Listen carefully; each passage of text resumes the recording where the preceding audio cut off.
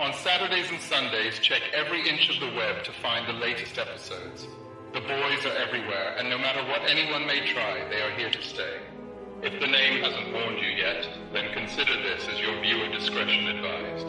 No one can restrain these two idiots, so here they come unleashed upon the world, only to become as insane as reality itself.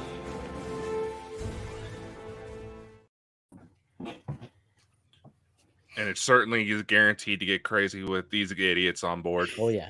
Heyo. Heyo. Happy 2023, everybody. Yeah, Right? Yeah. And we're joined tonight, guys, with Iron City Paranormal and their new crewman, what's Jack. There, you know. I can't get away with his lovely scenery in the background. I think that's really good, that, by the way. Yeah, just ignore the folding chair that's peeking through the, That's all right. I've got a squeaky chair. I've got like Captain Kirk's There you squeaky go, yeah. chair. It's terrible. It's got a squeak. I've lived my whole life with that. Usually that means you're exceeding the weight limit of the chair, and it's as I think there's a warning. Yeah, I know. It's like I got a chair with a 350-pound weight limit, and I already broke it. It's like, God damn it! I wouldn't like to be in a jet fighter, you know, with the ejection seat. I don't think it would work. No, it would just laugh. It would sound like a whoopee cushion when it went off. Oh God, yeah, exactly. So we'll give it a couple of minutes for it to fill up a wee bit, but it's really good having you guys back again. I mean, I've been watching your progress on Facebook and your little posts and that now and again that you do. I mean, you've been going to some amazing places. I find, you know. So how are you, Dan? How are you, Dan? How are you, Derek? Jack? We're doing great. Busy. Our joint families has increased by 2 children since we last talked to you guys. Oh, nice. My wife and I had our first, and Derek and his wife had their second. So we have more people that once our wives let us take our babies with us ghost hunting, we'll have some bait if nothing else, right? I got 3-year-olds close to coming, so you know. You never know. Terrible. Oh God, take them. Oh dear Jesus, I just don't know. I really don't take them. That's terrible. I mean, I was 3 when stuff started happening around me. So it may work. I was about 6 or 7 when it started happening with me. I was about 6 or 7 when it started happening to me. Jack, the new guy, when did it start happening for you? Well, I guess my personal paranormal experiences have mostly been through like dream stuff, which sounds immediately like, oh, I'm not sure. But I did have an instance of basically having a dream about a situation involving 2 of my close friends at the time. I tell them about it. I would say it was 3 months before it happened. And I told him, this is the conversation. This is what you said. This is what you said. This is what I said. This is where we were. This is what we were doing. This is how it all went down. So when I come to you in a couple months and I'm like, hey, this is that thing that happened I told you about, remember I told you ahead of time so that when you try to tell me it's just deja vu, I can tell you to eat my ass. So from there, needless to say, that happened. And I have some other things. But as far as like, witnessing apparitions or I've probably seen something strange in the night sky that because I am not educated well, would say I've attributed to just something that is explainable, but I just don't know. It's 2020s, man. We can't tell for sure. Oh, and that's it. That's exactly the point. We won't know until the United States shoots it down. Once they shoot it down, we can go dissect. Well, it's not a balloon, so it's safe. It's with these things. It's these extraterrestrials that's visiting us now. I mean, they travel across billions of miles across the outer depths of space to come to the Earth and then be shot down by a missile. Yeah. Yeah, it's doubtful. Well, and you see enough of this footage, and you're like, how does anything? If what they're telling us that we have is what we really have, how are we even able to interact with any of it? Because from what we've seen, it's beyond a lot of what we think. Oh, we have got a lot of technology, and Dakota can say this. We have got technology that we've found, but they'll know use it. They'll know use it now. Yeah, I believe it. Well, and I've heard it before, like the military technology is 15 years ahead of the public knowledge or something to that effect? Minimal. Depending on how far in you are. That gap has probably increased quite a bit. Oh yeah. Oh, no doubt. But then again, you're talking to the guy that found out he may have alien kids. So nice. Well, then again, it's kind of similar to bait. You're just you're the bait. Thank you for your sacrifice to humanity. Yep. I come in peace. Just you better hope you don't owe them any child tax, you know. Shut up. So Dan, Derek, Jack, where was the last location you were at? What strange location were you at last? So we just wrapped our second go round at the Archives of the Afterlife. Okay. I don't think that we had even had a chance to talk about the first one. No, it was before. That was since we've been on, yeah. But we had some pretty cool stuff that went on there, and they have some really cool antiques. Yeah. I don't even. I mean, aside from saying artifacts, I don't know what the best way to put that is. Right. Pieces, I guess, but they have an entire room dedicated to artifacts that have come from exorcisms and rituals. You know, so a lot of darker history in that room alone.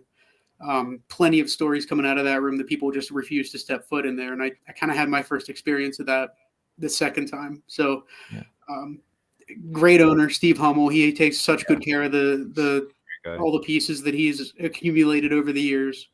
The building itself might be harboring something, but man, with the artifacts that they've got there, it's just you get energies a little bit from here, a little bit from there, and it can be overwhelming at times. I mean, we've got a lot of just. The first time around, we had a lot of crazy stuff happen. The second time, I know that we've all kind of had personal things happen. Like we were doing a walkthrough, and Jack just all of a sudden heard a whisper, like out of nowhere. Like right, not even 5 minutes in the building, we were just walking back after we brought our gear in, and Steve and Dan were in front of me, Derek's behind me, and it's just a small little corridor leading back into into the funerary room.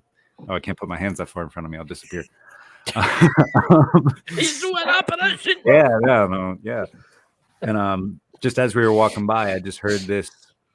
They were having a conversation, and it just somehow sounded to me like it was just somebody, like it was Derek behind me, or it was one of them just in the middle of the conversation, just this really quick, "Help me," and it was like whispery, but it didn't sound. It was so strange because it didn't sound like any of them, but. It didn't even trigger my I just heard something weird, kind of like panic, anxiety, none of that. It would just, it was so subtle, I almost didn't bring it up at all. But then I realized that definitely wasn't anybody. See, that intrigues me. That intrigues me, the exorcism stuff. That does intrigue me. That kind of stuff. What are we talking about here? Are we talking about like Bibles? Are we talking about like maybe exorcist rings? There's any number of things in that entire museum. In that specific room that Derek is talking about, there is a 4 foot tall Hope doll. It's called the Hope doll. It is an obviously like a child sized doll that they believe is harboring some sort of negative energy. In order to keep that whatever inside of the doll, they keep the case closed, and they have 3 crucifixes up on the wall above the doll herself. Those 3 were each used in exorcisms. There's multiple Catholic effigies stacked up on top of the case itself, also tied to exorcisms in some way, all with the idea of keeping whatever's in the doll not to let it out. And then they have other like Derek was saying with the rituals, they have like African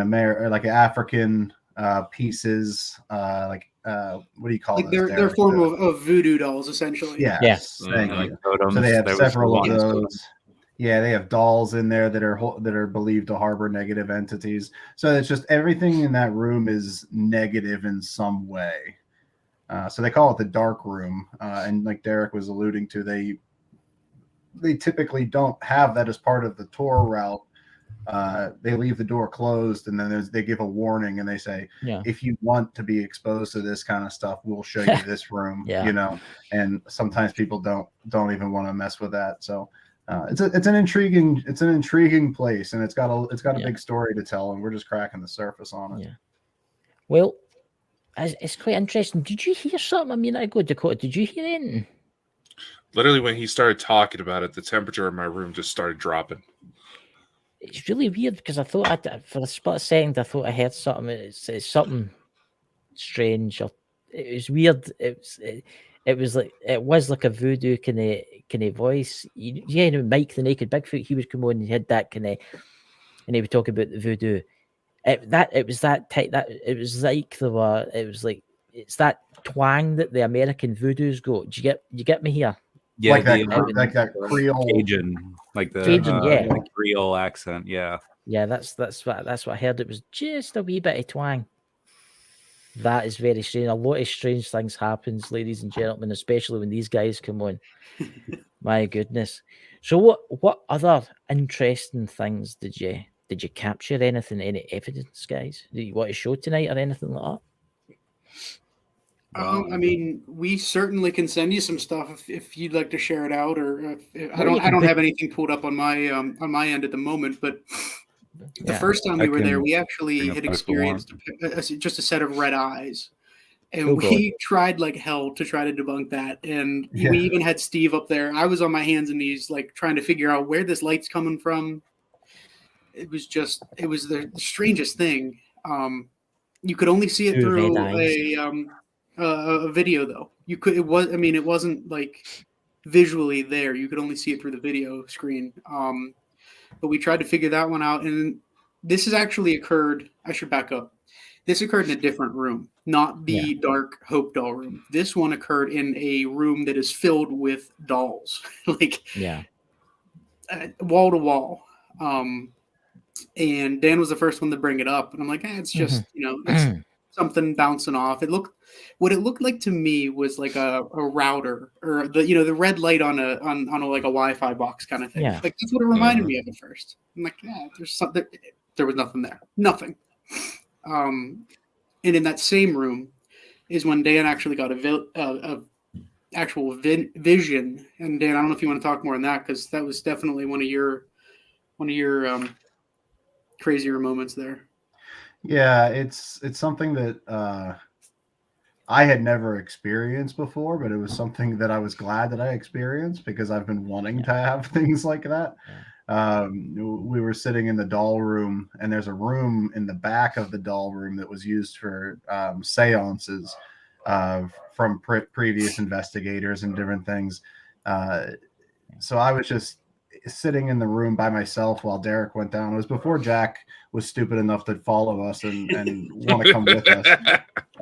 So it was just the two of us at the time, and I was sitting there and was looking towards. They have like a curtain over the doorway going into that, what I'll call the seance room, just that back little room. And I had this visual picture of this little blonde-haired girl with pigtails and a blue dress running through that curtain and like skipping through the curtain.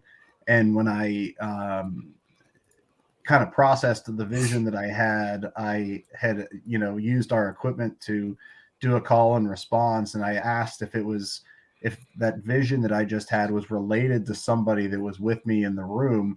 And our K2 meter and our spirit box just started going crazy with responses. So I believe that it was this whatever was in there trying to show herself to me.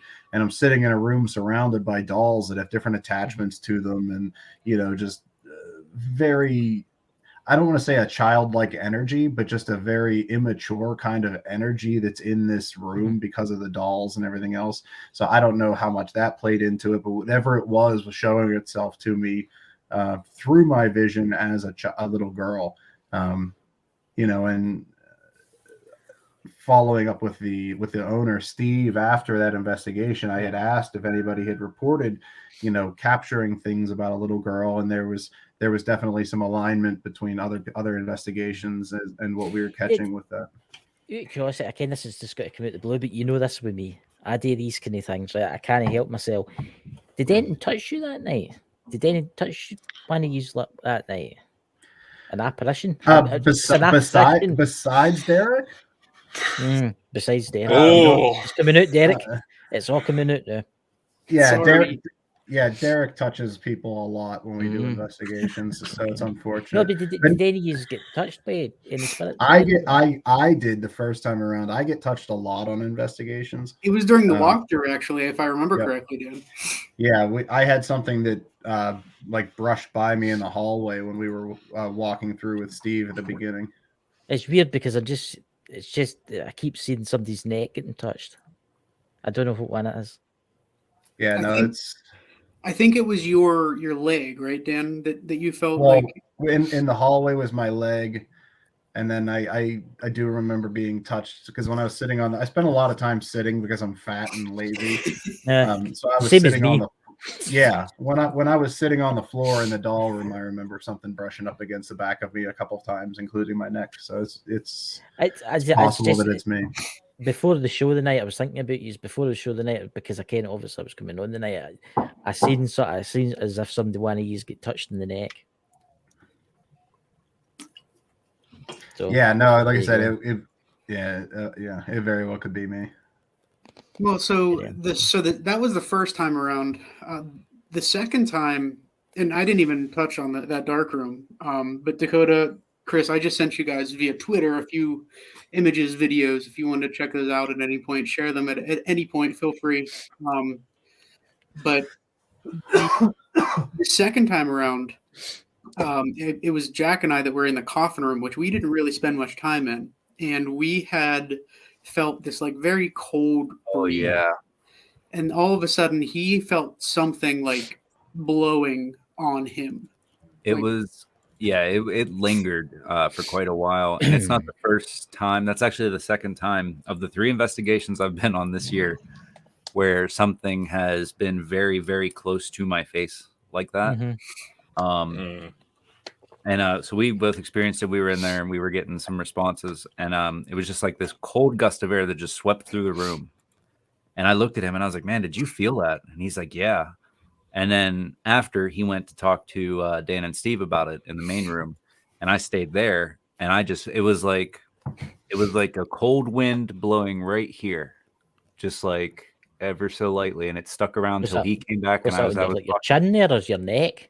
It was like right here, like right along this part of as if somebody put their hand and resting their hand on my face or something, because it was consistent, like just a consistent cool breeze, but 3 fingers maybe. And then that could be maybe Chris what you were seeing. That might have been it. Actually, I didn't even think about it because you were saying neck and I'm thinking chin. Yeah, your neck area.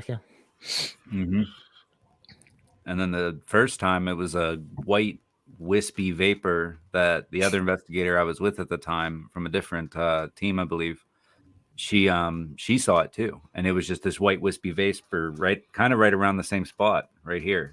Yeah. But it was a different location. That's really interesting. That I see how it's all go. Is that a crucifix around its neck? I can't see. Yeah. Yeah, so that's Hope right there. Yep, that's her. And just a few of the other pictures are actually just stills of videos just to kind of get a good idea. Bottom one of those eyes that we were referring to before. Second one was actually taken when Dan had his vision of that young girl. That was in the closet room, and to me it looked like a face. We had no way of. I mean, we didn't see it until we were reviewing. So until this last time around, we weren't able to debunk it or even or go back at all. How old would you say that was?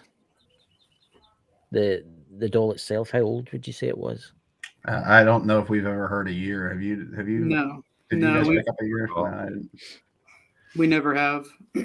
I don't know if Steve even knows. Yeah. He was basically gifted it, if I remember correctly. So I don't know if there was anything that was traced from her or not. What's your thoughts, Dakota, on this? Because I feel, I don't know what it is, but I feel really drawn to it. I want to touch it, but obviously I can't. Well, yeah, it's trying to get somebody to take all those crucifixes off.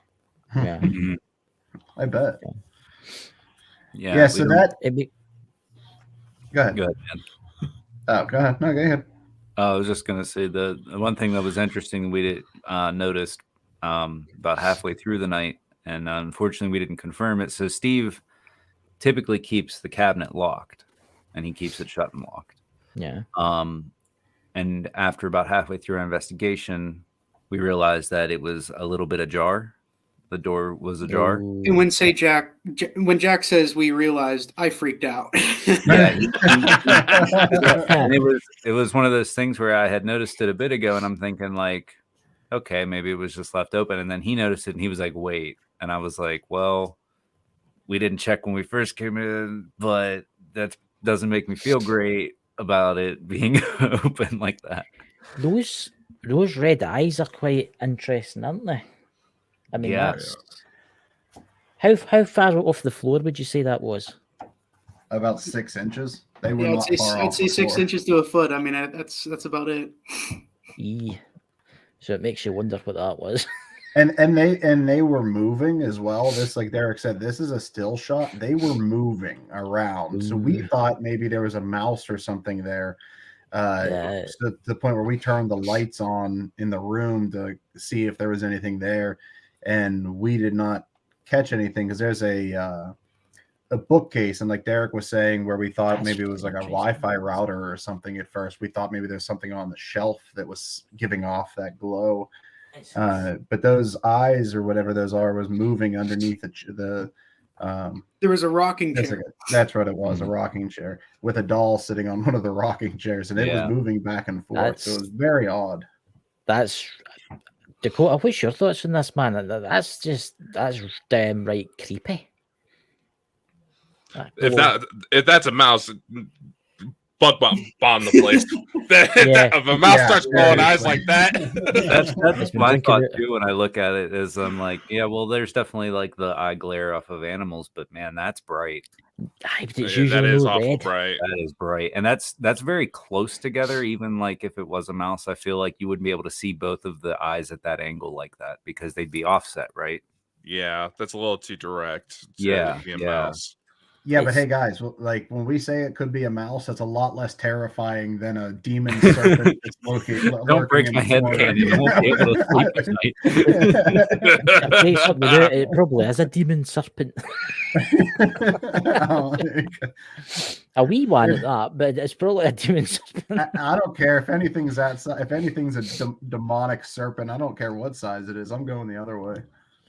I mean, it's just got that kind of creepiness to it. I mean, you can see it's like a tilt, as if it's got its head tilted. Yeah. I mean, it's very almost like it would be looking up at you from that angle, right? Yeah. This location is very odd, and when I say that, I mean like the energies that are within it are so all over the place. Between the dark energies in the back room, there's a room of medical related things from hospitals and different things. There's the doll room, so you have the more childish type energy. Downstairs there's caskets, there's war memorabilia downstairs, like pulled off battlefields. 3 embalming tables. I mean, it's so all over the place. But one of the things that did not happen to Derek and I when we were there the first time, that did happen this time. So this time the location has been, I don't want to say uninhabited, but it hasn't been as populated with people over the winter because he winterizes the facility and he basically treats it as his off season. Yeah, he doesn't have like a lot of traffic coming through or anything else. So this location, the spirits there had a chance to become dormant. They had little energy to feed off of. Things were quiet. We were the first, and actually the second to investigate since he reopened for the year. And I was affected immediately up in the dark energy, in the dark room. I was getting splitting headaches. Just sitting there was very off-putting. But Jack was if you want to speak about your experiences there, Yeah. I think that's worth noting because that doesn't happen typically where we go. Yeah, so I mean, it was closed up for the winter, and you know how buildings are when they've been closed up in the cold, they'll trap the cold in with it. So for a good while, I didn't think much of it. I'm typically kind of like sensitive to the cold anymore. So I, explain it a lot of way like that. But it was like one of those things where the minute we got upstairs specifically, I was just freezing the whole time. I could not get warm. I mean, I had gloves, a toboggan, I had layers, the whole nine. And I kept that multiple times. I was just reviewing some of the footage before we got on, and I was laughing at just the couple times that I had mentioned to them, like, are you guys freezing? Are you guys cold? I'm cold right now. And and I just literally to the bone, like I haven't been that cold since I was in Boy Scouts and I had hypothermia when I was younger. And I just couldn't explain. Like I went home, when I finally got back to my car on my way home and was warmed up, I was like sore from aching from like the cold. Yeah. And I told them it was really weird because the whole time we were there after I went up to that second floor, I felt very disengaged. You got something, Dakota? I think he has. I'm really cold right now. And I mean really cold right now. It was, and that's what I mentioned to them at one point, because I had realized at a certain point, like, man, I want to talk and do stuff, but I feel so, I guess the best way I could put it was unnaturally disinterested. Yeah. And it just felt very weird because the first time I went with them after our first investigation, I sent them like an apology text because I was like, hey guys, I know I was like super extra and super energetic, but I was like so excited to finally be doing this. I'm sorry if I was overbearing. So it was very out of character for me, especially. And it Dakota, was something else. What are you feeling, Dakota? What are you feeling about you? Yeah, what were you sensing, bud? I'm not 100% sure anymore these days, man. So much weird shit's going on. I don't know, just I heard voices behind me, and I'm just like, all right, who's here? Fucking Dan again, always bringing shit over. I know. I'll need to get some anti-ghost spray or something like that. Well, I do live next door to a Catholic church now, so I was always me a wondering gallon what would of holy happen. water. Just splash it on the sail. Oh, Spirit Febreze. Everybody could use some of that. There you go. Get rid of that strange sulfur smell. Oh no, Dakota, that was me. I'm sorry. I didn't realize you could smell it that far away. So that was my powerful demon. Powerful man. That the eyes before you go into this bit, something popped into my head there, and it was somebody that I knew did a video on it, and I don't think it's a demon. I think it's something else. But I'll tell you what it is after you've showed us this. I was about to say, this is, from what I'm told, this is the video of the eyes. So yeah. Let's go. Fun his video.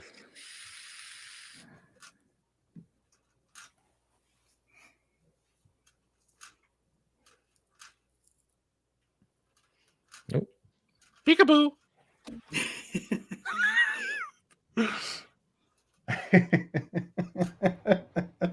They're much less terrifying when you say peekaboo. We should do that more. Yeah. Peekaboo.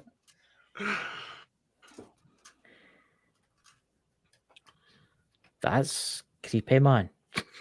Well, you know what I find so interesting is even there, it looks almost like energy coalescing or something like that to me. Yeah. Like the way it moves and how it it could just be the camera and the lighting, but there was really a lack of lighting in that room. That was pitch black that night. Yeah. Yeah, like they conform. You see how they like join? Yeah. But you can see how they're moving, and that was what was very odd to us. Yeah, well, you definitely see the movement. Huh. Right. I'm getting, right, and because of the voodoo background, it's because I've watched this guy's videos. Maybe it's a spirit, I don't know, because he sadly passed away in Halloween. Dakota will know what I'm talking about. A fetch. That sounds very familiar to me too. I've definitely heard that before. It's like a little creature about a foot high. Yeah, they hang about like voodoo stuff and all that, like dolls and stuff like that. If that's the case, then you might just want to play this next video because we caught this in that dark room where all those things were situated. Yeah. So before you play it, so Derek and I were back in the dark room later on that same first night, and we thought it was very peculiar the fact that, an SLS camera maps a human figure anywhere it, thinks it sees one. It tries to, like a chair. Right. So it was doing that in the doll room. It was picking up dolls saying they were humans, which isn't, not to be expected. But for some reason, the very large Hope doll that is standing in that cabinet, the SLS does not recognize her as a human figure, which is very odd to us. So but it's also common, according to Steve. It is. It's something that is common across investigations from people. But Derek and I were in that room trying to get the SLS and trying at different angles to see if we could get it to pick her up. And while we were doing that is when we captured this video. And I wish this was just the tail end of it. Yeah, I was gonna say I wish we would have caught it sooner because I think we were both in disbelief of what we were seeing at first. So we didn't pull out our other camera to record it. I don't think either of us were believing what we were seeing. Yeah. So we were like, wait, is this happening right now? And it's hard sometimes in those moments when you're there and you're seeing it real time and you have to try to remember to be objective at the same time. And so our SLS does not record on screen. If it did, it would probably kill the battery. Yeah. Yeah. So what we usually do is we'll take just a cell phone, whatever we have on us, and take a picture, video, whatever of the screen itself, just so we have it. Mm-hmm. So we actually watched this thing seemingly crawl out of the mirror that's in the closet. And then we got the tail end of it. Oh God. You've just the fetch, that's where they live, the living mirrors. As soon as you said that, that's what I'm thinking of, because this thing I had no other way of putting it aside from something small. It was so weird because I heard a voice in my head and it was Mike's voice and he said fetch. That's what I heard. And I actually messaged Dakota a wee while ago saying that. And that's interesting. Yeah, sending me dirty texts off the camera. I see how it is, Chris. Yeah, because if we would have captured it from the very beginning, this figure, the figure on the SLS camera actually pulled itself out of the mirror leaning against the wall and that's sitting on the floor. So this figure pulled itself out of the mirror, climbed up to the wall, mocked us standing on top of the mirror for a little while, and then it climbs up all the way into the corner and then dissipates out. Yeah.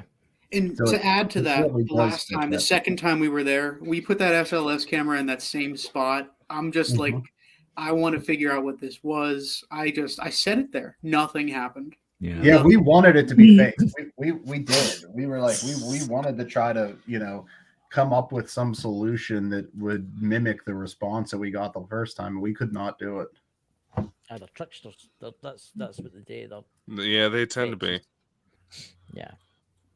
I don't actually know that much about them. It's through Mike that I learned about them. I don't know if it's Jack's jacket that's making me think this, but it's almost looked like it's trying to do a Thriller dance. I was about to say that. I was literally just watching that first movement. I was about to be like, yo, MJ. Look at that shit. I mean, look, it's breaking down. It really does look like MJ, doesn't it? Especially that first bit. Like there, he was doing like the arm wave thing. Like, God damn. That's creepy. And then it just went away. Oh, yeah, we didn't get anything the rest of the night right there. He styled on you guys and he pieced out. Was that the whisper that you heard? Did it go?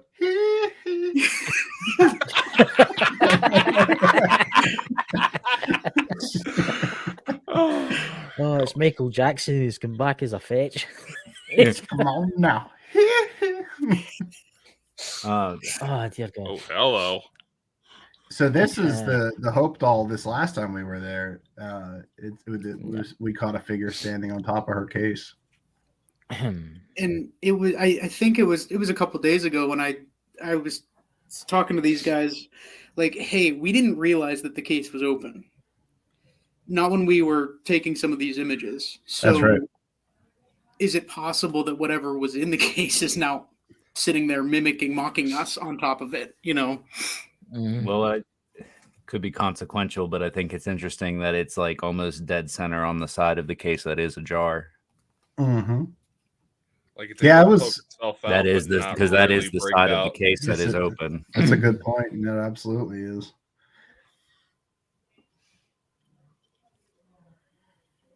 That's very interesting. That it's weird how because you've got the doll in the case. Strange. It's weird because it's drawing me in. It's like it's drawing me in. You get that kind of feeling, Dakota?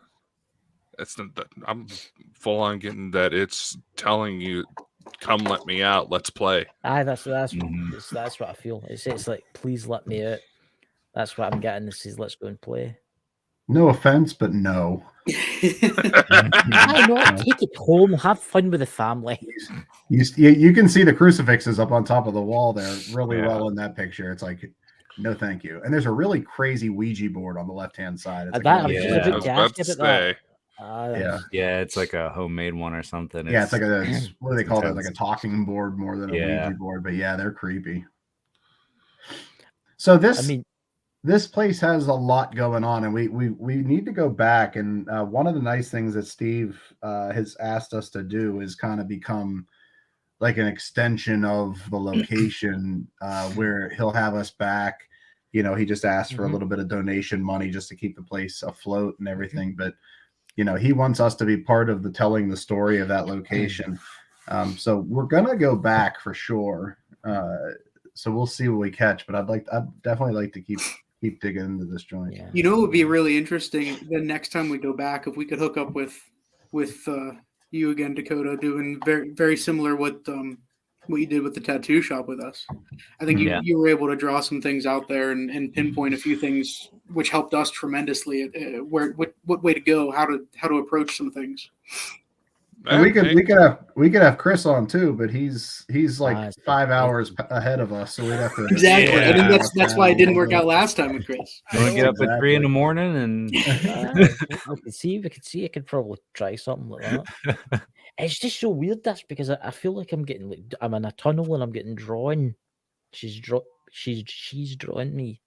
It's weird how I said she's drawing me. It's and I think she was the one that blew on Jack. Yeah, you think so? Face. Thank God you said on in that sentence. You got a sick mind.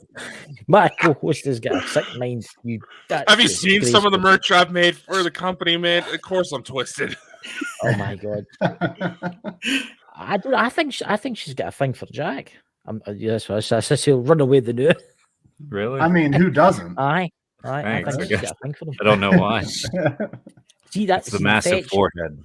Yeah, they know that they fetches can play as adults and tricksters. That's what they are. They're tricksters. Right. And they can terrify you.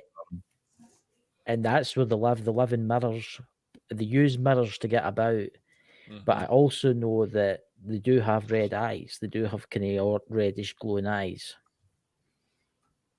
which is quite interesting. That is very interesting. It was. I'll actually send you the link to the guy's channel where he actually talks about them, and it describes what you've witnessed. Yeah. To a T. Yeah, please do. Sucks that he's dead, man. I know. So helpful right now.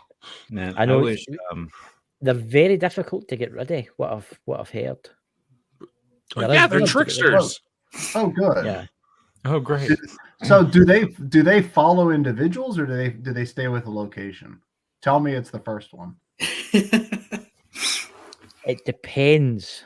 Because if your first name's Jack, well, they like to follow you home. Well, we think that something we think that something's been following Derek, because weren't we on this podcast when it happened? Yeah, I Where believe his computer shorted out. Oh yeah. His power cord sparked, Hmm. and he cut off the feed when we started talking about something following him. And that's when the whole Hatman thing started coming about, and we started looking back at some of our more telling evidence, and that face, whatever it was, started to kind of appear in a lot of our images. Yeah, he'll do that. Yeah. Wonderful. I don't mention his name. I never mention his name. You say you're interested in exorcism stuff, but I tell you some of my stories, you start wetting yourself, man. Yeah. Think about it. I know. I mean, that fetch, I can. They can follow you. I do know that they can follow you home if they take an interest in you. You don't have any murders, do you, Derek, in your house? Yeah, lots. Do you have now. any in the room that you're in the now? Just think if you can. No. They can also use computer screens as Yeah, I mean mirrors. that probably does the same thing, right? Yeah, anything with reflection, anything with reflective surface. Yeah, I have actually quite a few mirrors in my new house, and my daughter has actually, been talking to a mirror friend recently. So there's that. It's all lining up, brother. Oh God. Well, we're set, guys. We don't have to travel anymore. We just go to Derek's house every weekend. See, that is so crazy, because that guy that I talk about that did a line of videos on this. He talked about the little girls in the household had got an imaginary friend that came out the mirror, and that's what it was. It was a fetch. That's what I would definitely be interested to see more about that. Yeah. Derek, smash all your mirrors immediately. It might behoove you to learn more about that. I mean, I don't know one thing how to get rid of something like that. Dakota, this is your line. Dude, it's in the name. Tricksters. They're hard as fuck to get rid of. Yeah. I know. I mean, you got to outsmart them. Like you've got somebody in your house. It looks like you have to outsmart it. I think there's ways to trick them to get into a mirror, and then if you cover the mirror up and take it somewhere, like give it as a present to Jack or Dan. See, here I've got you a mirror present there. But what is it? Is it like one of those things where you have to solve their riddle, and then once you solve their riddle, they go away? Yeah, then I'm screwed if that's the case. Yeah, because I was going to say, as a way, we are not smart enough for that. There is a way to capture them. I have heard there is a way. It's actually Mike. He actually tells you how to do it in the video, how to capture them. And once you capture them, you can imprison them. And once you imprison them, you have to do something to that mirror. I don't know what you do. I don't think you smash it, because if you smash it, it gets out again. So I'll send you the video. Yeah, I'll send you the video, and it's actually quite scary. So, what about any other location you got into? In any new locations? So before that, we actually had first hooked up with Jack at the Carnegie Library. And we had some pretty cool things happen there. That was also a follow-up. That was another one.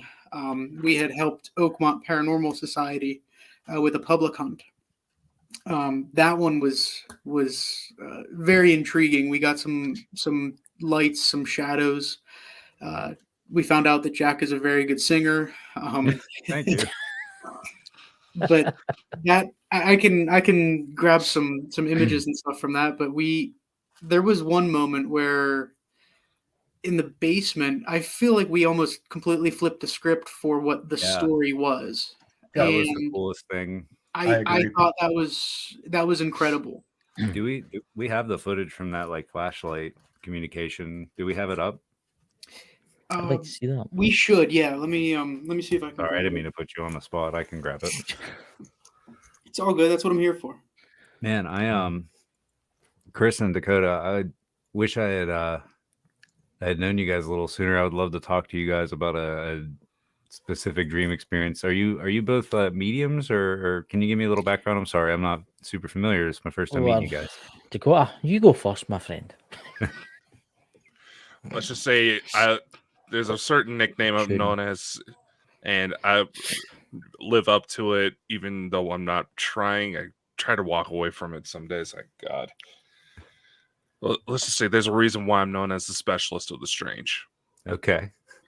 I like that. I see that. Cool. I get it now. I like it.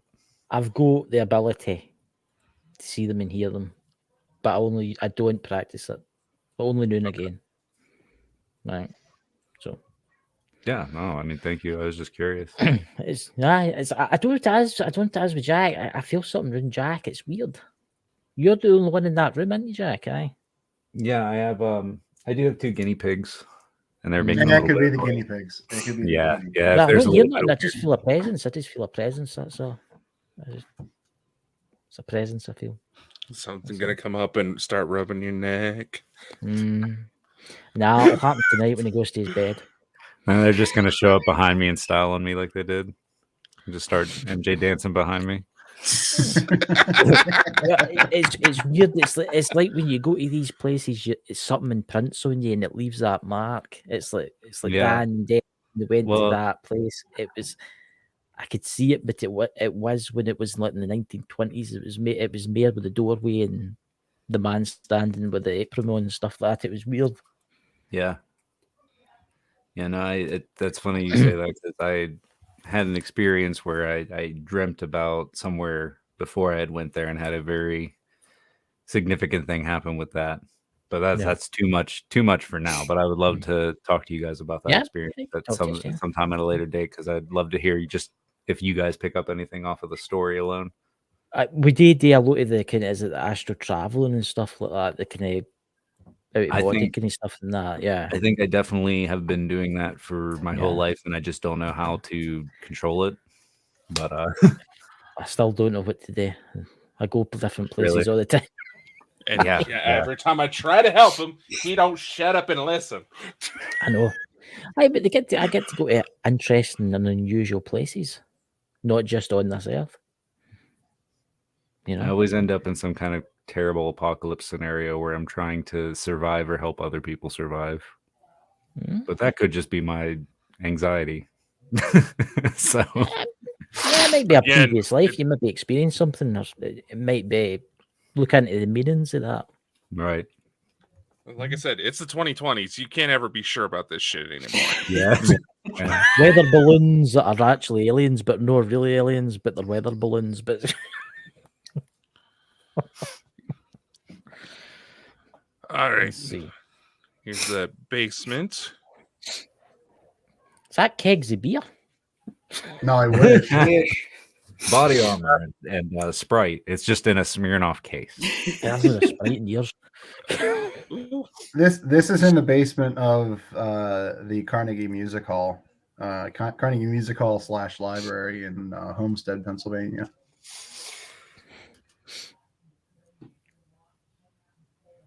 There's sound, but I don't know why it's not playing. Yeah, I mean, Dan, if you want to go into the story at all there, but we that spirit, that paralight, it did not go off at all at any other point of the night. It was only here in this basement that they were using that. And you could see that thing flicker as we were asking questions. Yeah, that light is very intriguing to me because you can do anything with that. If you took my pin, light up the flashlight, please. Can I have my pin back? You might never see that pin.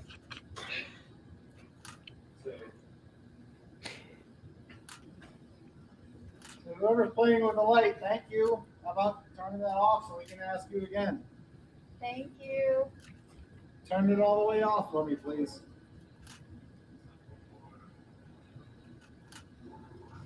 So if this is in Franklin. All the way off. Thank you. Amazing job. What the? You spoiled the moment for me there. It was somebody else. That Michael's back. Turn that light on for me. Oh. When the woman said, "Give me her pin back," what did she mean? Did she lose her pin or something like that? Yeah. So, do you want to take it, Dan? Yeah, that's fine. So, part of our involvement with that was to have groups of the public come through, and we were set up in a location along the tour route, and then they would spend probably 20 minutes with us, do a small investigation, and then they would move to the next area. This one girl that had joined us on one of the groups had a bag around her shoulder. It was like a fabric satchel kind of thing, like hanging on the side of her, and it had a pin clipped on the front of it that she said had been on there for years.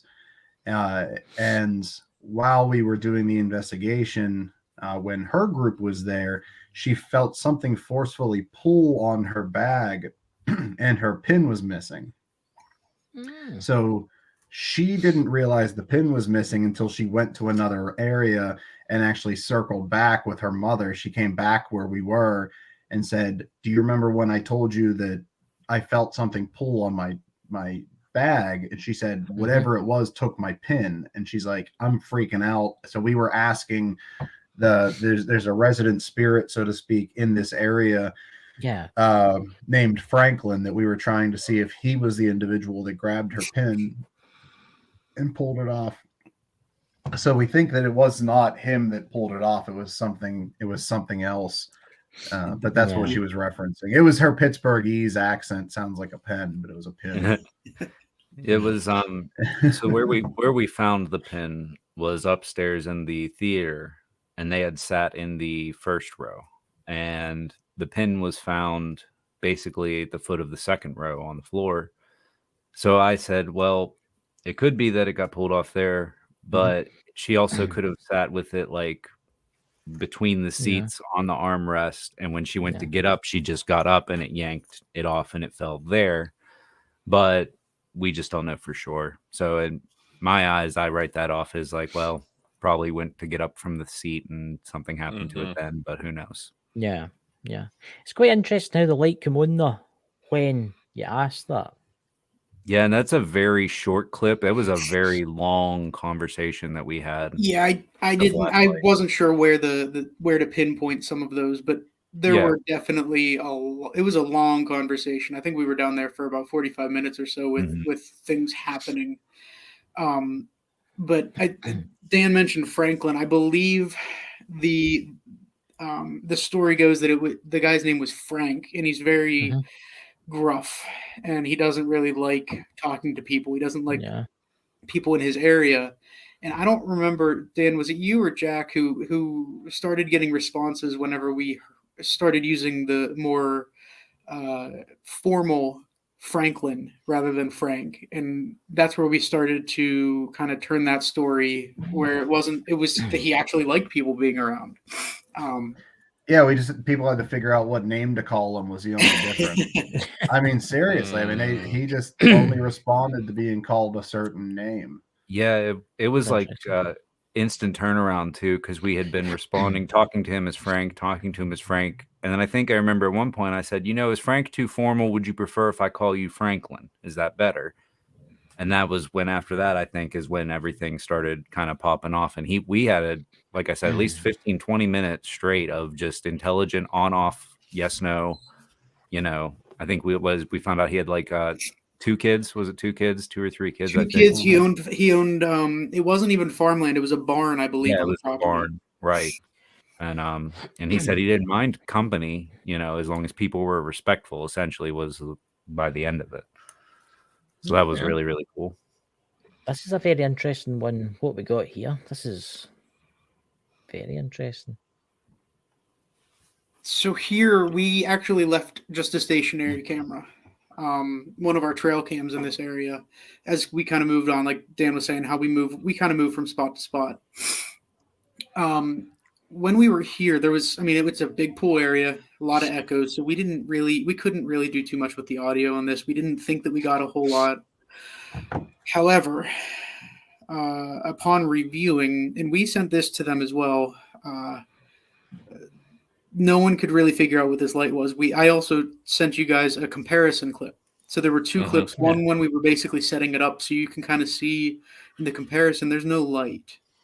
And this one on that far back wall, if you play it and see there's that light against the wall. I don't want to say it's paranormal. I just want to say it's unexplained. You know, we could not pinpoint for the life of us figure out what this was.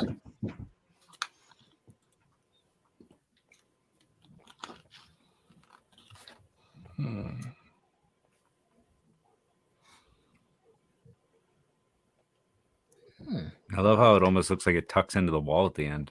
And I was just about to say, I didn't even catch that before, but watching one of the odd things that gets me with this is there's a swimming pool right in front of this. Those lines going across, that's all water.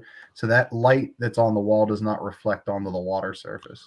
I was just about to say, that is weird, and that's the best way to put it. One more time. Yeah, it's just weird. It was weird. Oh, that was weird because you can see the ripples in the water, you can see the light above, but you can't see that disappear. Right. Yeah, and the water's fairly still, so it's like a mirror sheen, you know. Mm-hmm. Huh. Yeah, I was gonna say the spot on the wall should be visible. Clearly. Huh. You can clearly see the other two lights that are above that door reflecting, and there's nothing there. That's just freaky, that one. But there should be a reflection of the water if there was another light source, because all the other light sources have got a reflection. Just try to look around a bit to see if I notice anything elsewhere that's playing. Well, so Dakota, I sent you another clip. The next one I sent was basically a comparison. We were like looking at them side by side, really, to see what was going on there, and there's nothing that even remotely resembles another light. It's like it goes into the wall. It's like it just goes into the wall and dissipates. Yeah. And if it was something like a flashlight from the other side of the room, you'd be able to tell. Exactly.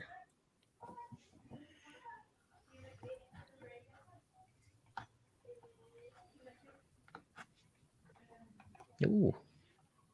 What was that? Dust. There were people walking through, so we couldn't really account for anything else odd like that. Very heavy traffic. Yeah, that was just to show that the whole hour, almost 2 hours that we were in that pool area, that light was not there at all the entire time, except for that, 10 seconds that it was there. Yep, yeah, that was about it. So just very odd occurrence.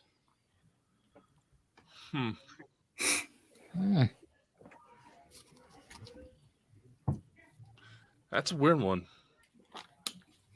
I can't think of anything for that one.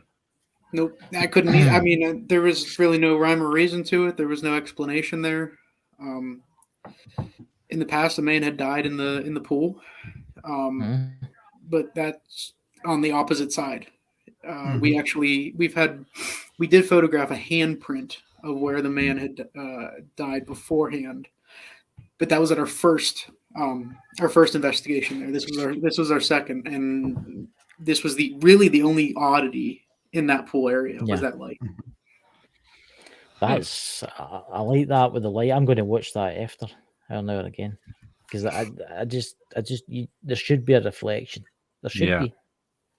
Yeah, and like I said, you don't see it anywhere in that pool, that light reflecting off of that water.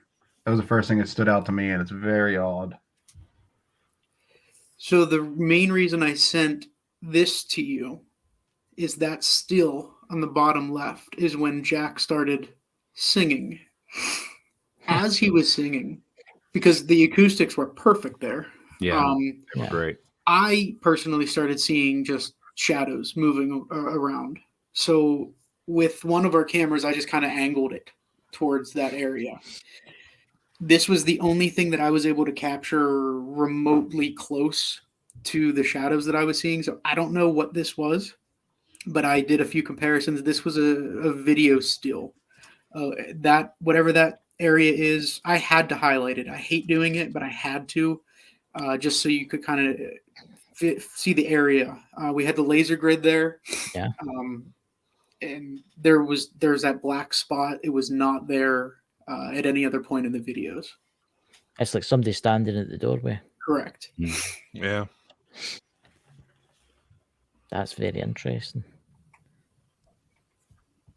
Definitely What's your just thoughts? looks like somebody was checking out to see what you were doing.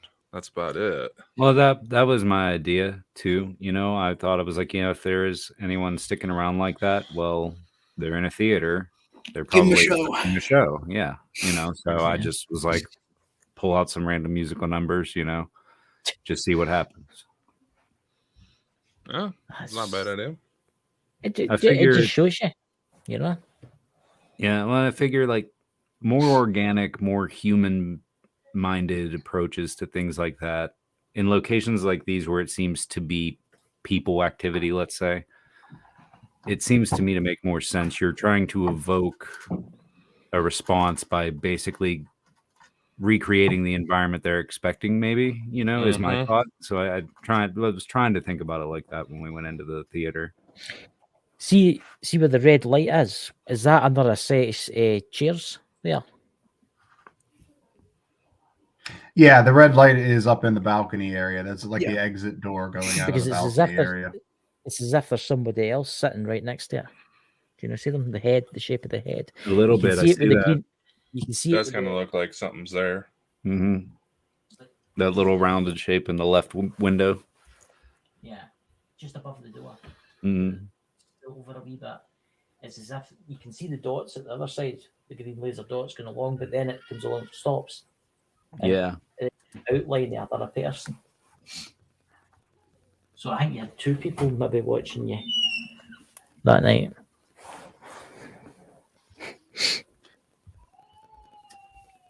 Yeah, it's crazy the amount of movement you can see in that music hall while you're Yeah. up there with the lights out. I mean, you can see shadows all over the place. Oh yeah. And as everybody on listening knows, it's very difficult to catch them on camera. Derek seems to have a knack for that. He's really good. Yes, at he's a picking- magnet. He really is. I mean, he's caught some really cool still frames of things during our investigations. Yeah. That thank God he did, because if it wasn't for him, like just turning and snapping the camera at that specific moment, you know, we wouldn't have some of our better stuff. But yeah, no, it's difficult to say the least to catch that stuff. I must admit that is a good catch. It is a really good catch. The two entities there. That light is amazing. What's your thoughts on that, Dakota? Because that I can't explain that. That's just blowing me away. Honestly, like Jack was saying, I don't really get anything too out of the ordinary with it. If anything, I kind of get the impression it's somebody just checking on the pool to make sure there's nobody there when they're not supposed to be. Yeah. You know, somebody died there, you know. That Very tends possible, to stick to because that people. entire basement area has been said to just have people wandering around. I mean, that's the same reason that I turned the camera like I did in the auditorium, just because they supposedly have people just kind of popping in and out, watching, making sure that everybody is safe and okay, and you know, not causing any mischief or anything. So those are some of the stories. Because water tail has energy in it, doesn't it? I mean, spirits could take the energy for the water. In theory. In theory, yeah. Well, there's plenty of long-standing history of water and spiritual affiliation with multiple cultures, multiple religions. Oh yeah. Yeah. It's not just that. It's that with the torch turning on, and that with the red eyes. That's kind of shocked me, that one, because I've never really ever witnessed that. And then it makes you wonder what it could be. Is it one of the little things? Is it one of the fetches? Which it probably is one of the wee fetches with the red eyes, because that's what they've got. I think it's kind of orangey red eyes. That's how they see at night, because they've obviously got night vision or whatever. And it makes you wonder, is there anything ever followed you home? I mean, has anything ever followed you home? Jack, what about you? Does anything ever follow you home? We already know about Derek. We know about Derek. He's got Satan and all his umption about him. Derek, Jack, what about you? Yeah, no, good Lord, I hope not. I'm only 3 deep, so if I'm already taking them on that quick, I'm screwed. But I will say there's a thing I've had happen since I was a teenager, whereas I've had a recurring, I guess, night terror, and there's always this kind of woman stalking me through a house or something like that. And she's it's like the feeling of impending doom. I don't know how to explain it. Is she a young woman or an older woman? See, this could make a difference. See, and to me, it's always, she's about middle age. She's like around my age. I'm 32. But she's been showing up since I was like a teenager. And she's always Did she actually ever catch you? Did she actually ever catch you? No. Well, interestingly enough, I don't want to get into it because it's very long, but tied into that dream I was telling you about earlier, where there's been a few times where it has been, she's like stalking me, and if she does reach me, most of the time, if I don't startle awake and am terrified, there's at least one instance where she just talked to me, and we had a very, very interesting, I guess, interaction and conversation. But yeah, I don't know.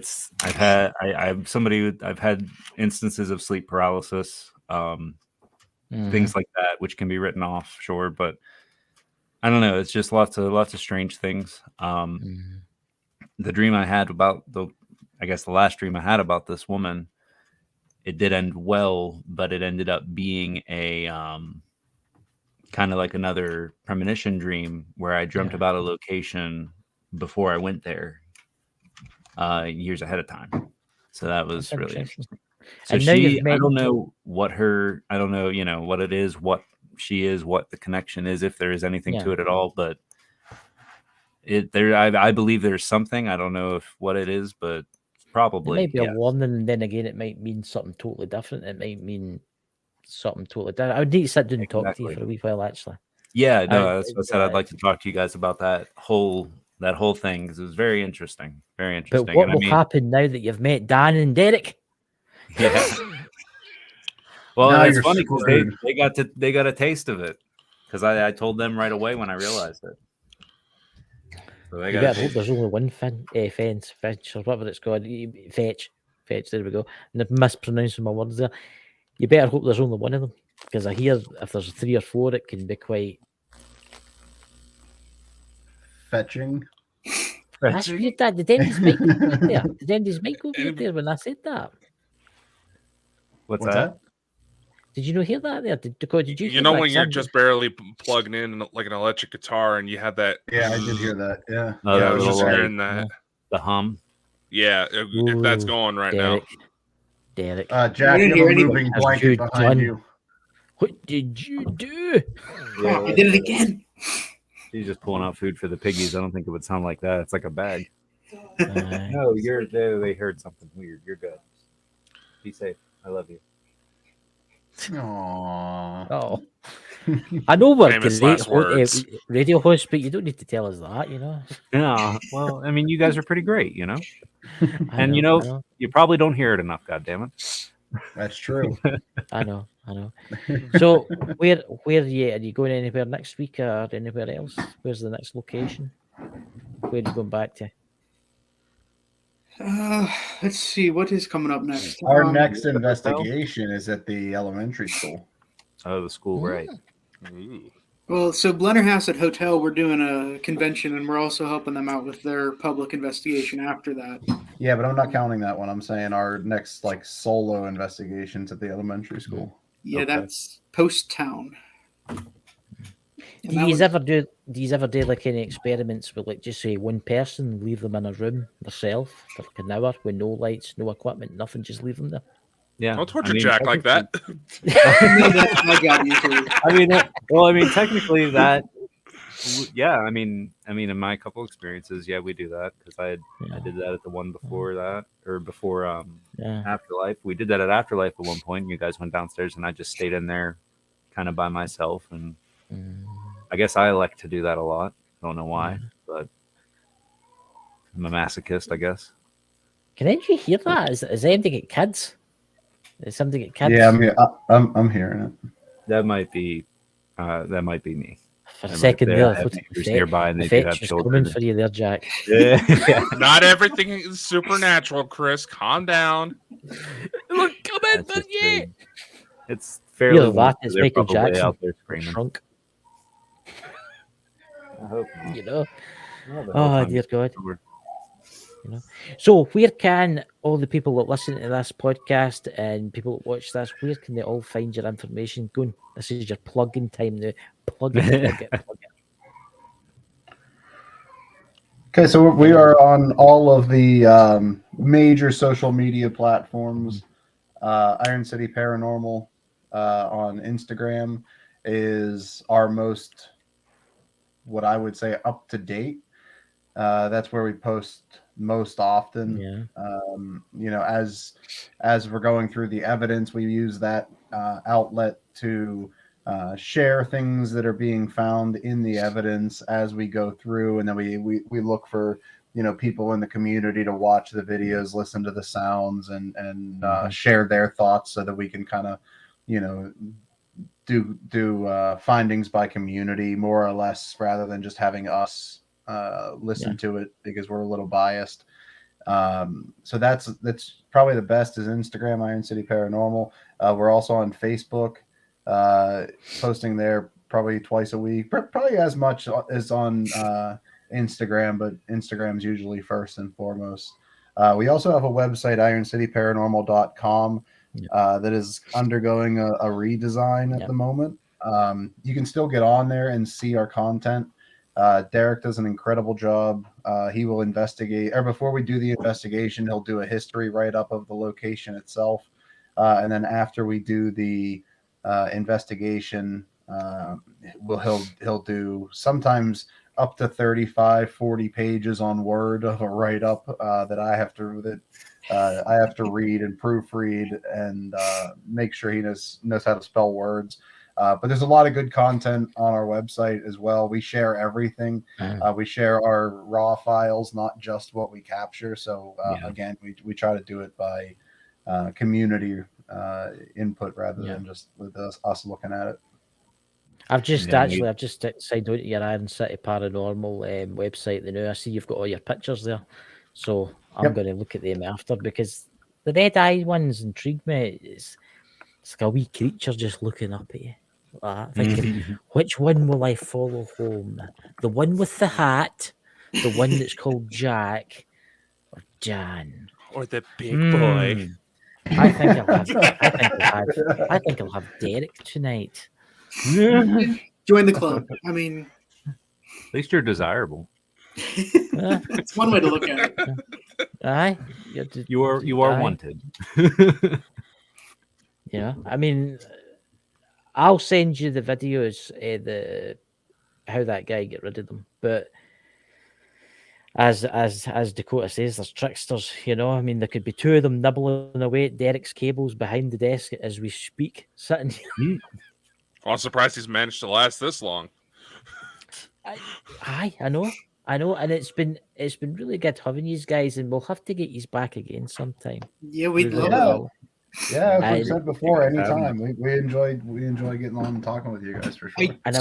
I did send you a few more things just for you to maybe look at. It was our first experience with some poltergeist activity, catching a bunch of loud bangs, a shadow figure, things like that at an old church. So maybe we could touch on that the next time we get together, see what kind of feedback you guys have on something like that. Right, I'll have a look at that. Thank you very much. I mean, Jack, we'll need to get a talk with you sometime, more in-depth talk. to see about your dreams, because that there's just something there. I don't know what that is. I would need to sit down and just, I don't know, did what I did when you were at that place when I could see that man at the doorway and stuff like that. Oh, it's a dog. It's like that, Jesse. That's our That's asshole. no mine. Puppy. It's no mine. Mine's down the stairs lying in front of the low burner. But guys, honestly, we'll talk to you behind the scenes. But guys, thank you for watching tonight. Dakota, do you have any announcements or anything? No, not yet.